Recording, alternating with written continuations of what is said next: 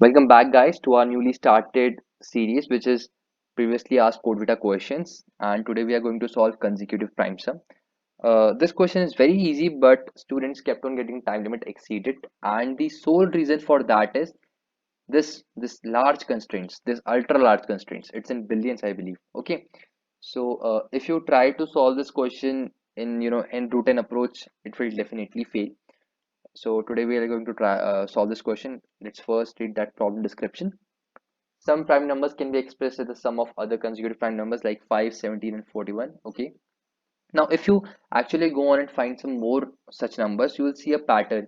You'll see that no matter what, the number will always start from end, and since it's a consecutive number, it will go till a particular point, and the sum of all those numbers will be equal to that number. Okay. So our task is to find out how many prime numbers which satisfy this property are present in the range from 3 to n. Okay.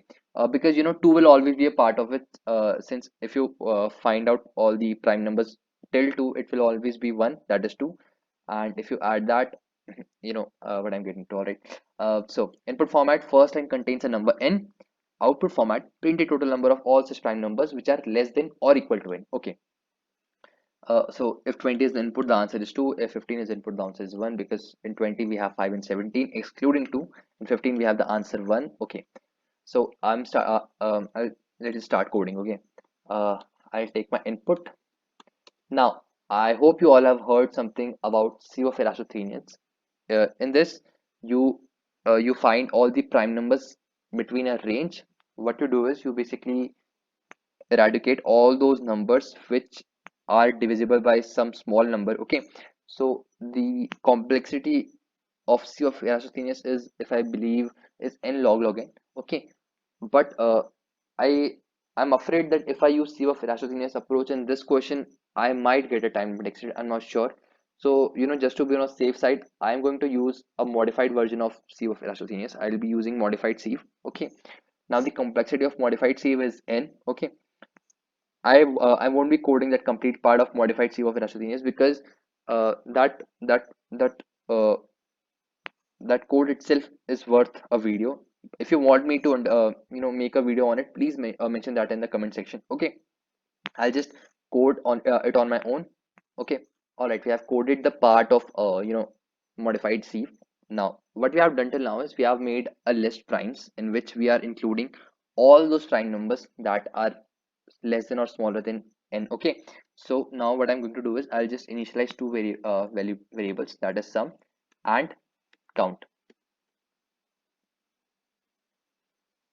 Okay, sorry. Now what I'm going to do is I'll be iterating through all those prime numbers that are present in primes, and I'll be sequentially adding them in sum. But if at any certain point my sorry if at any certain point my sum it's greater than n, because we only have to find numbers that are less than n. If it reaches greater than n, then I'll stop. I'll break my loop. Okay, since it's only one value, I can use break freely. All right, if I'll make a function which will check that if a particular number is prime or not. If I'll make this function is prime. Now I'll check if that sum is prime or not. If it is prime, then what I'll do is I'll simply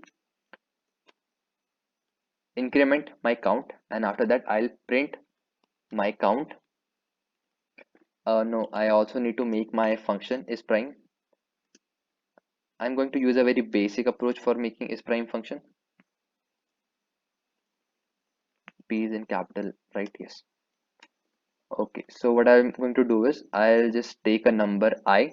I will start from 2. Sorry, I will start from 2, and it will run in the format of while I square is less than equal to n.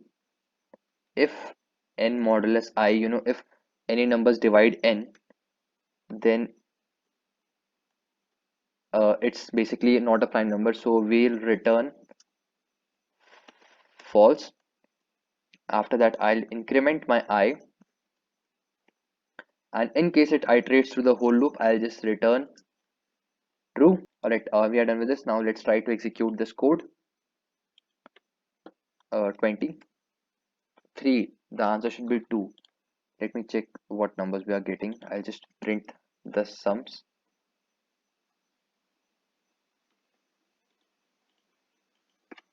20.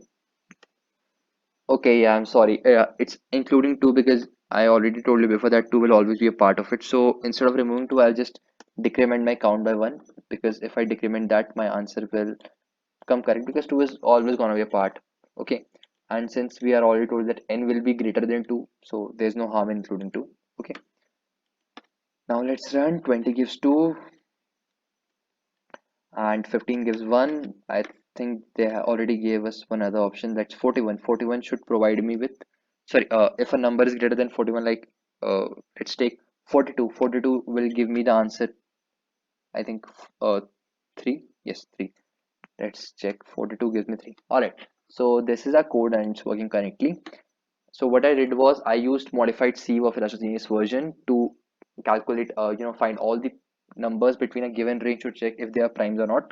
And after that, I kept on sequentially adding those numbers in a variable sum, and I iterated them till the value sum is greater than n. And I checked that if sum is prime, I made a function is prime, and if that is prime, I have incremented my count, and at the end of my code, I've printed my count. I hope you have understood this. And if you want me to make a video on this modified version of Sieve of Elastic, just please tell me. Please mention them in the comment section. I'll make that for you. Okay. Thank you for watching this video.